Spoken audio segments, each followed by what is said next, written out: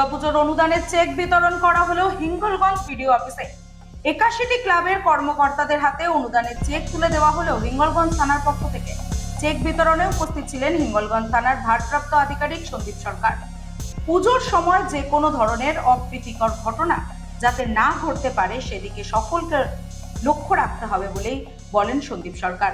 কোনো ঘটনা ঘটলে আইন নিজের হাতে তুলে না নিয়ে স্থানীয় নেতৃত্ব এবং প্রশাসনকে জানানোর নির্দেশ দেন তিনি।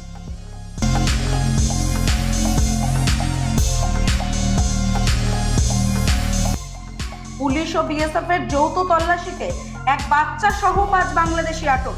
বাংলাদেশ থেকে ভারতে অবৈধভাবে অনুপ্রবেশ করায় বিএসএফ এর 77 নম্বর ব্যাটালিয়নের হাতে আটক এক বাচ্চা সহ 5 বাংলাদেশি নাগরিক।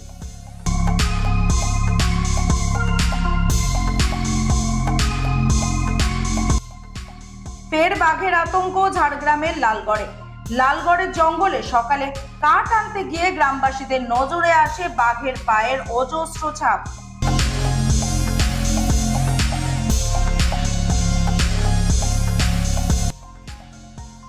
পুজোর আগে শহরের বিভিন্ন রাস্তা ঘুরে দেখলেন কলকাতার মেয়র ফিরহাদ হাকিম।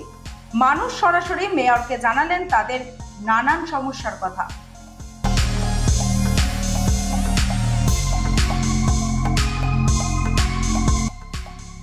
নবান্নে মন্ত্রিসভার বৈঠকে রাজ্যের শিল্প, প্রশাসন ও জনসংযোগ নিয়ে গুরুত্বপূর্ণ সিদ্ধান্ত নেওয়া হয়েছে।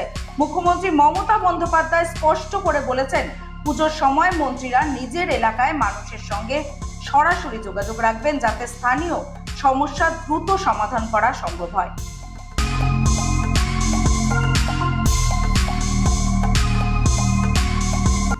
অভিষেক বন্দ্যোপাধ্যায় ক্লাব ডায়মন্ড হারবার এফসি এবার বড় ধাক্কা খেল।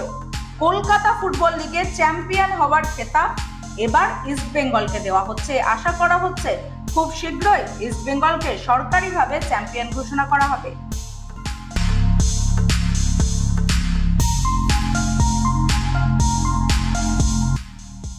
আজ বিশেষ ইডি আদালতে রাজ্যের কারামন্ত্রী চন্দ্রনাথ সিনহার জামিন সংক্রান্ত শুনানি। ইডির তরফে জানানো হয়েছে, মন্ত্রীর স্ত্রীর নামে নির্মাণ ব্যবসা হলেও প্রকৃত নিয়ন্ত্রণ মন্ত্রী নিজেই করতেন।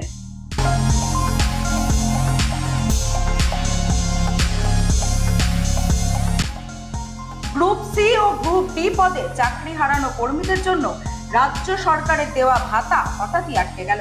কলকাতা কোর্টের বিচারপতি অমৃতা সিনহা ভাতা দেওয়ার উপর স্থগিতাদেশ বাড়িয়ে 2026 সালের 30 জানুয়ারি পর্যন্ত করেছেন। শুনানির সময় বিচারপতি প্রশ্ন তুলেছেন, চাকরি হারারা কি শুধু ঘরে বসে ভাতা পাবেন নাকি তাদের কোনো কাজ করতে হবে? এছাড়া তিনি জানতে চেয়েছেন, হাজার হাজার বেকার যুবক যুবতী রাজ্যে থাকা সত্ত্বেও কেন শুধু চাকরিহারাদের জন্য বিশেষ সুবিধা?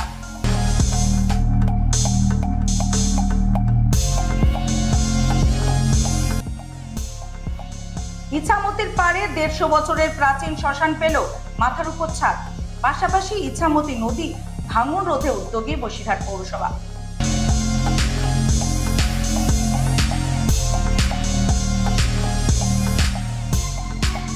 জম্মু ও কাশ্মীরের উধমপুরের জয়শে মোহাম্মদের 4 জঙ্গিকে ঘিরে ভারতীয় সেনার অভিযান।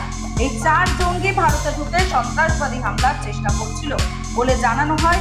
সেনার তরফে সেনা জঙ্গি সংঘর্ষে এক সেনা জওয়ান আহত হয়েছেন বলে জানা গিয়েছে।